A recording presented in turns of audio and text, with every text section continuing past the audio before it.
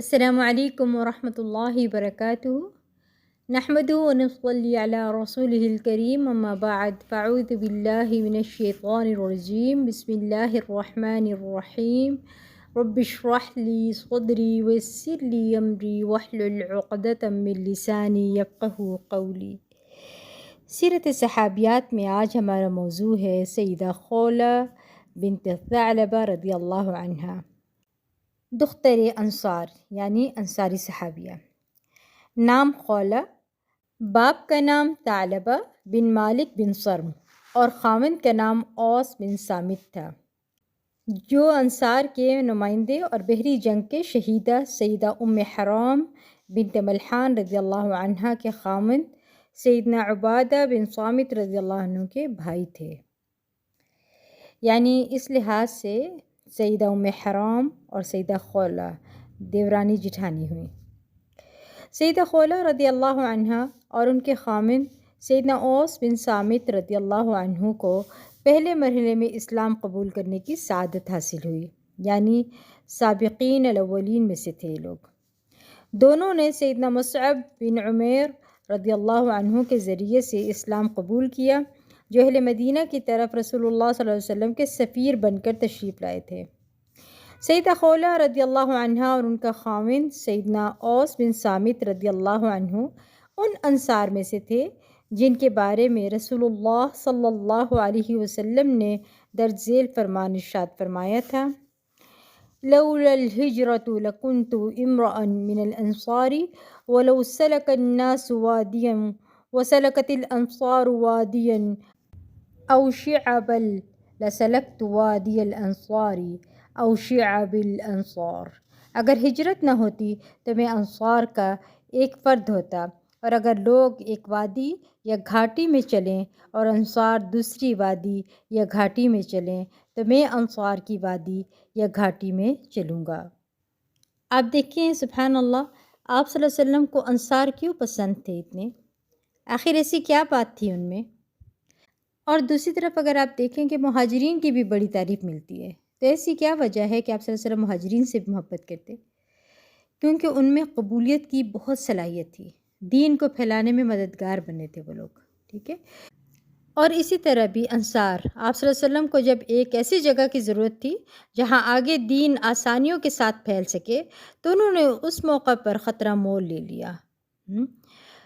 اور ایک ہوتا ہے کسی کی مدد کرنا تکلیف کے وقت، اور ایک ہوتا ہے اس سے بھی بڑا درجہ، وہ یہ کہ خطرات مول لے کر مدد کرنا، اور انہوں نے ایسے ہی کیا تھا۔ اور ہم کب کام کرنا چاہتے ہیں؟ ہم اگر اپنی بات کریں تو ہم دین کی تعلیم، دین کی خدمت، دین کا فائدہ تب کرتے ہیں جب ہمارے سارے حالات سازگار ہوں، موافق ہوں۔ اور تکلیف کے وقت، مشکل وقت یا قربانیوں کا وقت ہو تو پھر دین کے معاملے میں ہمارا رویہ کیا ہوتا ہے؟ ہم کہتے ہیں کہ ہم یہ کام کر ہی نہیں سکتے، یعنی دین کا کام ہم کر ہی نہیں سکتے ان حالات میں اور اس ماحول میں۔ جب بھی کبھی مشکل وقت آتا ہے نا تو سب سے پہلے ہم دین کی تعلیم، دین کا کام چھوڑتے ہیں۔ تو پھر ہم کہاں، اور انصار اور مہاجرین کہاں، سابقون الاولون کہاں؟ یاد رکھیے کہ آخرت کی بلند درجات جو ہے نا مفت نہیں ملتے، کیونکہ اللہ کے ہاں ترقی صرف باتوں سے نہیں ہوتی بلکہ عمل سے ہوتی ہے۔ تنگی کے وقت، مشکل کے وقت میں ثابت قدمی سے ہوتی ہے۔ خود کو یاد دلاتے رہیں کہ راستہ یہی ہے جنت کی طرف جانے کا، اللہ کی عبادت اور اللہ کی اطاعت اور اللہ کے دین کی مدد اور خدمت اور وفا۔ اس راستے پر ایمان اور ثابت قدمی سے چلتے رہنے سے ترقی ملتی ہے۔ پوری یقین، ایمان اور شک و شبہات کے بغیر اس کو توڑ کر پھر اس راستے پر چلتے رہنا، یہی وہ راستہ ہے جو اللہ کی رضا کی طرف لے کر جاتا ہے۔ اور ہم سب کو یہ بھی معلوم ہے کہ اس راستے میں آزمائش بھی آتی ہے، اور اللہ تعالیٰ خوب ہلا ہلا کر گھڑ گھڑ کے خالص کرنا چاہتا ہے لوگوں کو، اس لیے آزمائشیں بہت آتی ہیں۔ سیدنا انس بن مالک رضی اللہ عنہ کہتے ہیں کہ رسول اللہ صلی اللہ علیہ وسلم نے انصار کو اکٹھا کیا اور یہ فرمایا، هل فیکم احد من غیرکم؟ قالوا لا الا ابن اخت لنا، فقال رسول اللہ صلی اللہ علیہ وسلم ان ابن اخت القوم منهم، ثم قال ان قریشا حدیث عهدهم بجاهلیت ومصیبت وانی اردت ان اجبرهم وأتألفهم، أما ترضون أن يرجع الناس بالدنيا وترجعون برسول الله إلى بيوتكم؟ قالوا بلى. فقال رسول الله صلى الله عليه وسلم لو سلك الناس واديا أو شعبا وسلكت الأنصار واديا أو شعبا لسلكت وادي الأنصار أو شعبهم. کیا تم میں تمہارے علاوہ کوئی اور بھی ہے؟ انہوں نے کہا، نہیں، البتہ ہمارا ایک بھانجا ہے۔ رسول اللہ صلی اللہ علیہ وسلم نے فرمایا، بھانجا انہی میں سے ہے۔ قریش کا دور جاہلیت اور مصیبت کا دور تھا، میں چاہتا ہوں کہ ان کو جوڑوں۔ کیا تمہیں یہ پسند نہیں کہ لوگ دنیا لے کر واپس جائیں اور تم اللہ کے رسول کو لے کر اپنے گھروں کی طرف جاؤ؟ انہوں نے کہا، کیوں نہیں؟ رسول اللہ صلی اللہ علیہ وسلم نے فرمایا، اگر لوگ ایک وادی اور گھاٹی میں چلیں اور انصاری ایک دوسری وادی یا گھاٹی میں چلیں تو میں انصار والی وادی یا گھاٹی میں چلوں گا۔ غزوہ حنین کے موقع پر یہ بات آپ صلی اللہ علیہ وسلم نے کی تھی۔ ایک دوسرے موقع پر رسول اللہ صلی اللہ علیہ وسلم نے فرمایا، انصار شعار والناس دثار ولو ان الناس استقبلوا وادیا او شعبا واستقبلت الانصار وادیا لسلكت وادی الانصار ولولا الهجرة لكنت امرأ في الانصار۔ انصار بدن سے متصل لباس کی طرح ہیں، یعنی اتنے قریب ہیں، اور دوسرے لوگ چادر کی طرح ہیں۔ چادر کیسی ہوتی ہے؟ دور ہوتی ہے نا، اڑتی رہتی ہے۔ اگر لوگ ایک وادی ایک گھاٹی اختیار کریں اور انصار دوسری وادی کی طرف چلیں تو میں انصار کی وادی میں چلوں، اور اگر ہجرت نہ ہوتی تو میں انصار کا ایک فرد ہوتا۔ آپ صلی اللہ علیہ وسلم نے مزید فرمایا، الانصار کرشی وعیبتی وان الناس سیکثرون ویقلون فاقبلوا من محسنهم وتجاوزوا عن مسیئهم۔ انصار میرے جان و جگر ہیں، ایک وقت آئے گا کہ لوگ زیادہ ہوں گے اور یہ کم، اس لیے تم ان کے نیک لوگوں کی بات مانو اور ان کے خطا کاروں سے درگزر کرو۔ رسول اللہ صلی اللہ علیہ وسلم نے فرمایا، ان الانصار عیبت التي اویت الیہا فاقبلوا من محسنهم واعفوا عن مسیئهم فانہم قد ادوا الذی علیہم وبقی الذی لهم۔ یقیناً انصار میرے جان و جگر ہیں، میں ان کے پاس رہتا ہوں، سو تم ان میں سے نیکوکاروں کی بات ماننا اور خطا کاروں سے درگزر کرنا۔ یقیناً انہوں نے اپنا فرض ادا کر دیا لیکن ان کا حق باقی ہے۔ آپ صلی اللہ علیہ وسلم نے انصار کے بارے میں ارشاد فرمایا، لا يحبهم الا مؤمن ولا يغبضهم الا منافق، من احبهم احبه اللہ ومن ابغضهم ابغضه اللہ۔ مومن انصار سے محبت کرتا ہے اور منافق بغض رکھتا ہے، جو ان سے محبت کرے اللہ اس سے محبت کرے گا، اور جو ان سے بغض رکھے اللہ ان سے بغض کرے گا۔ رسول اللہ صلی اللہ علیہ وسلم نے فرمایا، آیت المنافق بغض الانصار و آیت المؤمن حب الانصار۔ انصار کے ساتھ بغض رکھنا منافق ہونے کی علامت ہے، اور انصار کے ساتھ محبت رکھنا مومن ہونے کی نشانی ہے۔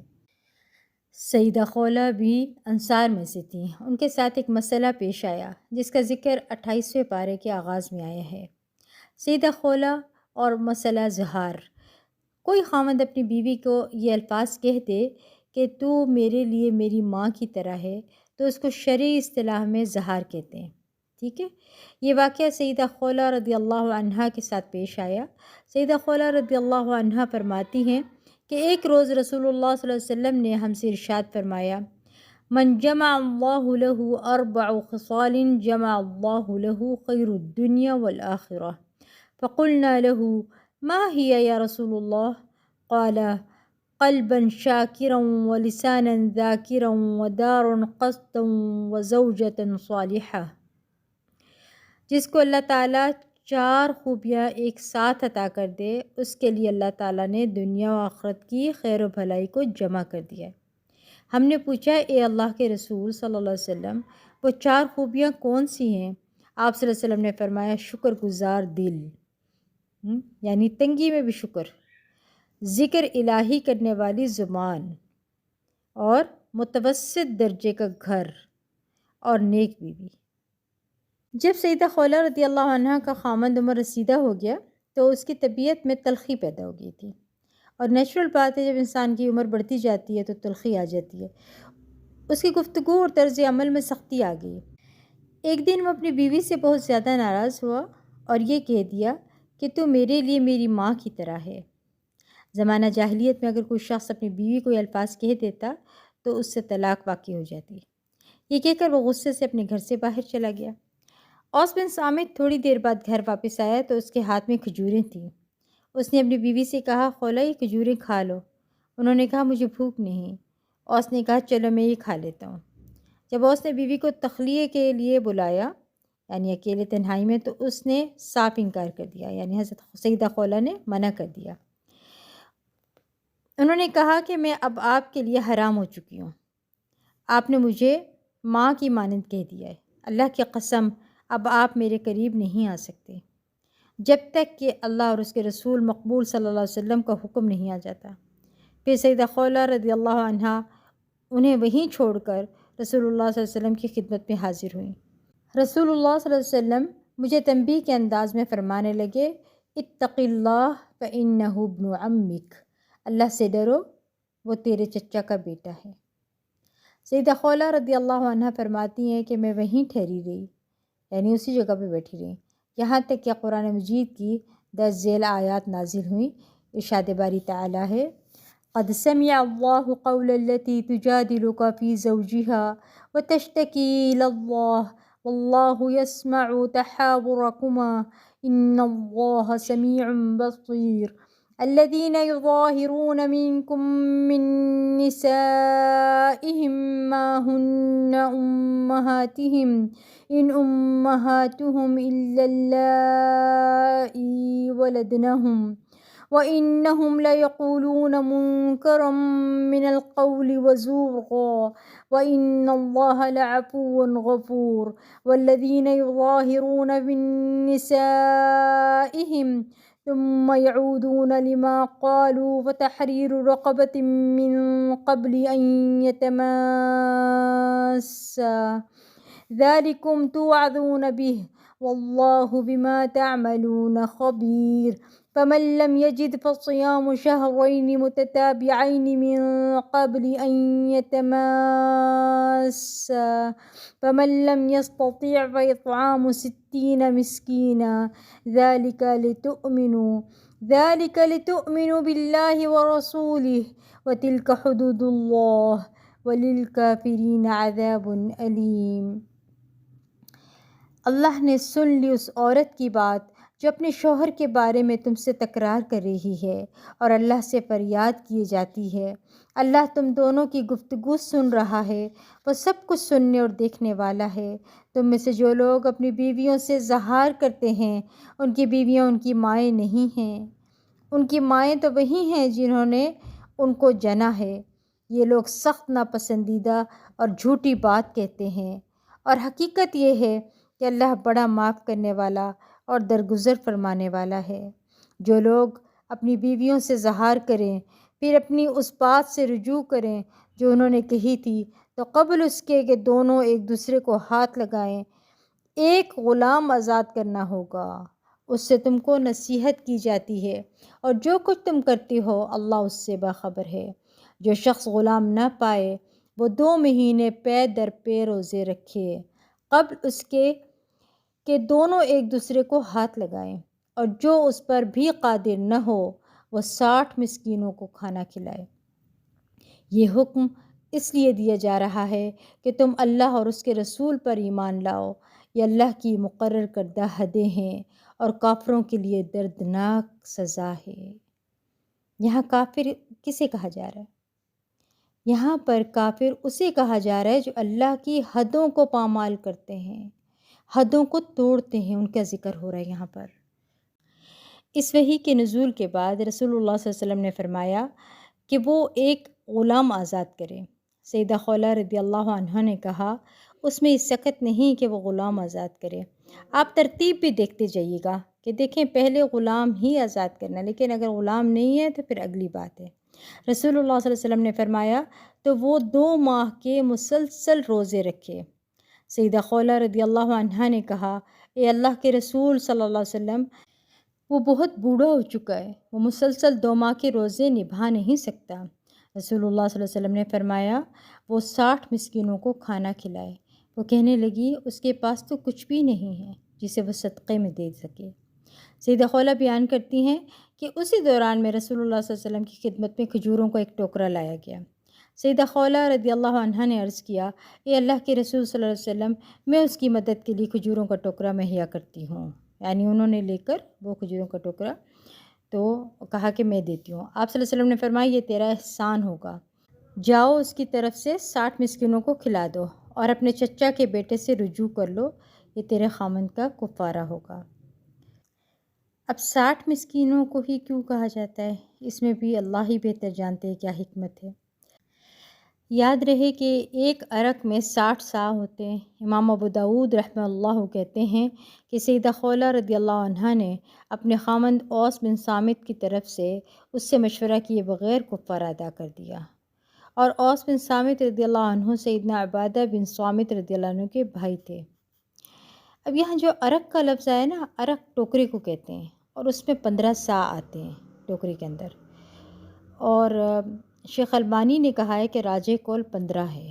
ٹھیک ہے، اگر آپ غور کریں تو اس سے سیدہ خولہ کی شخصیت سامنے آتی ہے، اور یہ بات بھی پتہ چلتی ہے کہ گھر کے کیسے بنتے ہیں۔ سیدہ خولہ نے اپنے شوہر کی مدد کی، حالانکہ غصہ شوہر کر رہا ہے اور پھر بھی مدد بیوی کر رہی۔ دیکھیں ہمارے لیے کتنے سبق ہیں اس کے اندر۔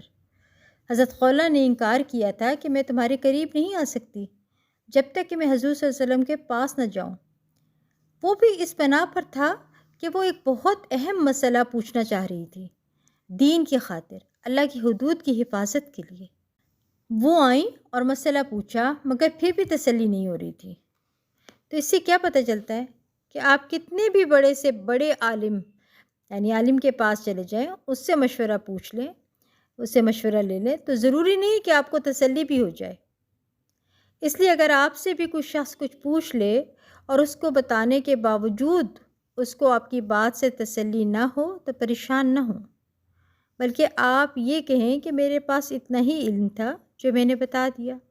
آپ کسی اور بڑے کے پاس چلے جائیے، بلکہ کسی عالم کے پاس چلے جائیں۔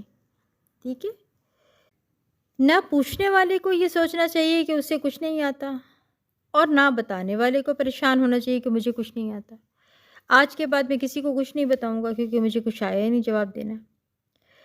ایسے نہیں ہونا چاہیے۔ اور یہ بھی پتہ چل رہا ہے کہ ایک بندہ بار بار سوال کر رہا ہے تو اس سے تنگ نہیں آنا چاہیے۔ یہ بار بار سوال کری تھے اللہ کے نبی صلی اللہ علیہ وسلم سے، بلکہ یہ سوچنا چاہیے کہ اس میں سیکھنے کی تڑپ کتنی ہے۔ اگر وہ بہت سوال کر رہے ہیں تو ہم نے تنگ نہیں آنا۔ ہمارے ہاں عام طور پر عورتیں کیا کرتی ہیں؟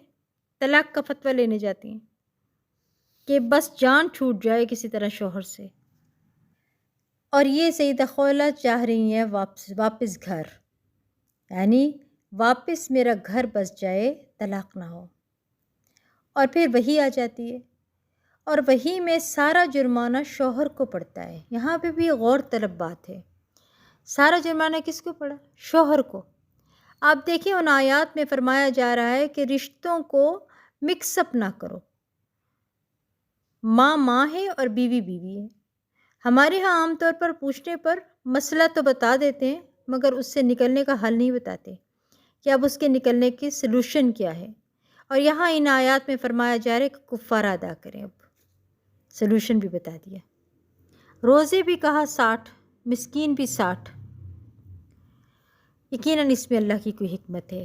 اور آپ دیکھیں کہ ہم میں سے کسی کو کوئی پریشانی ہوتی ہے نا، تو ہر ایک سے شیئر کرتے ہیں، مگر سیدہ خولہ اس شخصیت کے پاس گئیں جن کے پاس مسئلے کا حل تھا، اور پھر ان کا جواب سن کر کوئی فیصلہ نہیں کیا، خود سے کوئی فیصلہ نہیں کیا، بلکہ اللہ کے حکم کا انتظار کیا تھا۔ اور واقعہ افک میں دیکھیں، وہاں پہ بھی حضرت عائشہ انتظار کرتی ہیں اللہ کے حکم کا، حالانکہ مسئلے کے حل کے لیے نبی صلی اللہ علیہ وسلم کے پاس آئی ہیں حضرت خولہ، مگر فریادیں کس کے آگے کر رہی ہیں، مدد کس سے مانگ رہی ہیں، استعانہ استغاثہ سب کچھ اللہ سے مانگا انہوں نے، سبحان اللہ۔ اور اس ساری داستان کی پہلی گواہ ام المؤمنین سیدہ عائشہ صدیقہ رضی اللہ عنہا ہیں۔ فرماتی ہیں کہ بابرکت ہے وہ ذات جس کی سماعت ہر چیز پر حاوی ہے۔ میں خولہ بنت ثعلبہ رضی اللہ عنہا کی بات سن رہی تھی، بات کا کچھ حصہ مجھ سے مخفی رہا، یعنی کچھ مجھے سمجھ نہیں آیا۔ وہ رسول اللہ صلی اللہ علیہ وسلم سے اپنے خاوند کا شکوہ کر رہی تھی۔ وہ یہ کہہ رہی تھی کہ اے اللہ کے رسول صلی اللہ علیہ وسلم، اس نے میری جوانی کو کھا لیا، میں نے اس کی اولاد کو جنم دیا، جب میں عمر رسیدہ ہو گئی، اولاد ہونا بند ہو گئی، تو میرے خاوند نے مجھے یہ کہہ دیا کہ تم میرے لیے میری ماں کی مانند ہو۔ میں آپ کی خدمت میں شکایت لے کر حاضر ہوئی ہوں، آخر میرا قصور کیا ہے؟ سیدہ عائشہ صدیقہ رضی اللہ عنہا بیان کرتی ہیں کہ خولہ یہ شکایت پیش کرنے کے بعد بیٹھی رہیں، یہاں تک کہ جبریل علیہ السلام یہ آیات لے کر نازل ہوئے، قد سمع اللہ قول التی تجادلک فی زوجہا وتشتکی الی اللہ واللہ یسمع تحاورکما ان اللہ سمیع بصیر، آیت نمبر 4 تک۔ اللہ نے سن لی اس عورت کی بات جو اپنے شوہر کے بارے میں تم سے تکرار کر رہی ہے اور اللہ سے فریاد کیے جاتی ہے، اللہ تم دونوں کی گفتگو سن رہا ہے، وہ سب کچھ سننے اور دیکھنے والا ہے۔ امام احمد نے سیدہ خولہ رضی اللہ عنہ کے بارے میں روایت کیا ہے، وہ فرماتی ہیں کہ اللہ کی قسم، میرے اور اوس بن صامت کے بارے میں اللہ تعالیٰ نے سورۃ المجادلہ کی ابتدائی آیات نازل کیں۔ اس سے یہ پتہ چلتا ہے کہ بعض دفعہ مشکلات میں بھی خیر ہوتی ہے، سونے کو پانے کے لیے کانیں کھودنی پڑتی ہیں۔ اور دیکھیں یہاں پر، اچھا دیکھیں سبحان اللہ، اپنا خوشی کا اظہار ہے ان کا، اسی طرح حضرت عائشہ رضی اللہ عنہ کو بھی دیکھیں، وہ بھی اسی طرح خوشی کا اظہار کرتی تھی کہ میرے لیے آیات نازل ہوئی ہیں۔ سیدہ خولہ رضی اللہ عنہ بیان کرتی ہیں کہ رسول اللہ صلی اللہ علیہ وسلم نے مجھ سے فرمایا، اپنے خاوند کو حکم دو کہ وہ ایک گردن آزاد کرے، یعنی غلام آزاد کرے۔ وہ کہتی ہیں کہ میں نے عرض کیا، اے اللہ کے رسول صلی اللہ علیہ وسلم، اللہ کی قسم اس کے پاس یہ گنجائش نہیں کہ وہ غلام آزاد کر سکے۔ آپ نے فرمایا پھر وہ 2 ماہ مسلسل روزے رکھے۔ کہتی ہیں کہ میں نے عرض کیا رسول اللہ کی قسم وہ بہت بوڑھا ہو چکا ہے، مسلسل 2 ماہ کے روزے نہیں رکھ سکے گا۔ رسول اللہ صلی اللہ علیہ وسلم نے فرمایا پھر وہ 60 مسکینوں کو کھانا کھلائے۔ کہتی ہیں کہ میں نے عرض کیا اللہ کے رسول، اس کے پاس اس کی بھی گنجائش نہیں ہے۔ رسول اللہ صلی اللہ علیہ وسلم نے فرمایا تو پھر ہم اس کو کھجوروں کا ٹوکرا مہیا کر کے اس کی مدد کریں گے۔ اس کو کہیں کہ ام منظر بنت قیس کے پاس جائے، اس سے کھجوریں حاصل کرے اور پھر وہ یہ کھجوریں 60 مسکینوں کو کھلائے۔ سیدہ خولہ رضی اللہ عنہا نے کہا، اے اللہ کے رسول، میں اس کے لیے 1 ٹوکرا کھجور مہیا کر دوں گی۔ رسول اللہ صلی اللہ علیہ وسلم نے فرمایا یہ تو بہت اچھا ہوگا، یہ تیرا نہایت درست فیصلہ ہے، تم جاؤ اس کی طرف سے صدقہ دے دو اور اپنے چچا کے بیٹے کے ساتھ خیر و بھلائی کا رویہ اختیار کرو۔ کہتی ہیں کہ میں نے ایسے ہی کیا جیسے رسول اللہ صلی اللہ علیہ وسلم نے ارشاد فرمایا تھا۔ آپ اگر غور کریں تو یہ سننے والی اور اطاعت کرنے والی خاتون تھیں۔ اب ایک واقعہ ہے، میں وہ آپ لوگوں کو سنا دیتی ہوں، بیان کر دیتی ہوں، لیکن یہ واقعہ شیخ البانی نے اس کو کہا ہے کہ ضعیف ہے۔ وہ یہ ہے کہ جب بھی سیدہ خولہ رضی اللہ عنہ امیر المؤمنین سیدنا عمر بن خطاب رضی اللہ عنہ کے پاس تشریف لاتی تو ان کی بھی عزت و تکریم کیا کرتے اور فرماتے کہ یہ وہ جلیل القدر خاتون ہیں جن کی بات کو اللہ تعالیٰ نے سنا۔ ایک دن سیدنا عمر رضی اللہ عنہ مسجد سے نکلے، ان کے ساتھ جارود بن معلا تھے۔ انہوں نے سیدہ خولہ رضی اللہ عنہ کو راستے میں دیکھا تو کہا، اے ام عامر، السلام علیکم۔ انہوں نے سلام کا جواب دیا، پھر فرمانے لگیں، اے عمر، میں نے تجھے عکاس میلے میں دیکھا، اس وقت تیرا نام عمیر تھا، تم اپنی لاٹھی سے بھیڑ بکریاں چرایا کرتے تھے، پھر کچھ عرصہ بیت جانے کے بعد تیرا نام عمر رکھ دیا گیا، پھر تم امیر المومنین بن گئے۔ رعایا کے معاملات میں اللہ سے ڈرتے رہنا اور خوب اچھی طرح جان لو، جو شخص اللہ تعالیٰ کی وعید سے ڈر گیا، اللہ تعالیٰ اس کے لیے وعید کو قریب کر دیتا ہے، یعنی جو دور ہے اس کو قریب کر دیتا ہے۔ جو موت سے ڈر گیا وہ وقت ضائع کرنے سے اندیشہ محسوس کرتا ہے، جس نے حساب کا یقین کر لیا وہ عذاب سے خوف زدہ رہتا ہے۔ جارود نے جب یہ دیکھا کہ ایک عورت امیر المومنین کو سر بازار نصیحت پہ نصیحت کیے جا رہی ہے تو اس نے کہا، اے خاتون، تو امیر المومنین پر زیادتی کر رہی ہے۔ سیدنا عمر رضی اللہ عنہ نے اس سے کہا، تم اس خاتون کو جانتے نہیں ہو؟ یہ جلیل القدر خاتون وہ عظیم ہستی ہیں کہ جس کی باتوں کو اللہ تعالیٰ نے 7 آسمانوں پر سنا۔ عمر کی کیا مجال ہے کہ اس کی باتوں کو نہ سنے؟ اللہ کی قسم، یہ جب تک باتیں کرتی رہے گی عمر کھڑا سنتا رہے گا۔ سیدنا عمر رضی اللہ عنہ نے ان کی ساری باتیں سنی اور جو انہوں نے مطالبہ کیا اسے پورا کیا۔ تسلی سے نصیحت آموز باتیں کرنے کے بعد سیدہ خولہ رضی اللہ عنہ وہاں سے واپس ہوئیں۔ سیدنا عمر رضی اللہ عنہ نے اپنے ساتھی سے کہا کہ اگر یہ ساری رات بھی یہاں کھڑی مجھ سے نصیحت آموز باتیں کرتی رہیں تو میں یہاں کھڑا ان کی باتیں سنتا رہوں گا۔ اگر اس حالت میں نماز فجر کا وقت ہو گیا تو نماز ادا کرنے کے لیے جاؤں گا اور پھر واپس آ کر ان کی باتیں سنوں گا۔ اللہ تعالیٰ حضرت عمر رضی اللہ عنہ پر اپنی رحمت نچھاور کرے، جس نے پند و نصیحت کو قبول کیا۔ اب دیکھیں، کیا حضرت عمر لیڈر نہیں تھے؟ کیا وہ امیر المومنین نہیں تھے؟ ان کے دور میں کتنی بڑی مملکت وسیع ہوئی، مگر ان کے اندر یہ بہت بڑی کوالٹی تھی کہ میں سنوں گا۔ اور ہمارے پاس کیا ہے؟ نہ وہ تقوی، نہ وہ کردار، نہ وہ اختیار، کچھ بھی تو نہیں، اور ہم کیا کرتے ہیں؟ اور اللہ تعالیٰ سیدہ خولہ رضی اللہ عنہا پر بھی اپنی رحمت کی برکھا برسائے، جس نے امیر المومنین کو اچھی اچھی نصیحتیں کیں۔ اللہ سبحانہ و تعالیٰ دونوں کو جنت الفردوس میں اعلیٰ و عرفہ مقام پر فائز کرے اور انہیں اپنی مہمان نوازی سے سرفراز کرے، آمین یا رب العالمین۔ آج کے لیے اتنا ہی، وآخر دعوانا ان الحمد للہ رب العالمین۔ سبحانک اللہم وبحمدک، اشہد ان لا الہ الا انت، استغفرک واتوب الیک۔ السلام علیکم ورحمۃ اللہ وبرکاتہ۔